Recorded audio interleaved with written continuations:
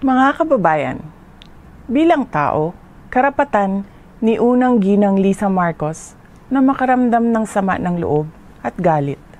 Subalit, ang kanyang personal na damdamin ay walang kinalaman sa aking mandato bilang isang opisyal ng pamahalaan. Upang makausad tayo, iiwan na natin sa isang pribadong pag-uusap sa pagitan lamang namin ni Pangulong Bongbong Marcos Jr. ang mga susunod na hakbang.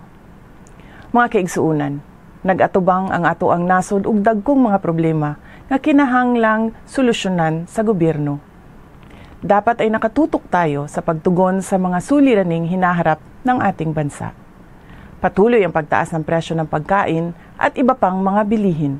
At ito ay mas nagpapahirap pa sa dinaranas na gutom o kawalan ng sapat na pagkain ng mahihirap nating kababayan. Nagbabadya rin ang kakulangan ng supply ng tubig at kuryente, habang talamak na naman ang ipinagbabawal na droga. Samantala, hindi pa rin natatapos ang banta ng kriminalidad, terorismo at insurhensiya sa ating bansa.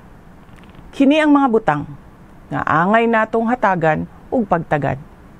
Unahin natin ang Pilipinas. Syukran.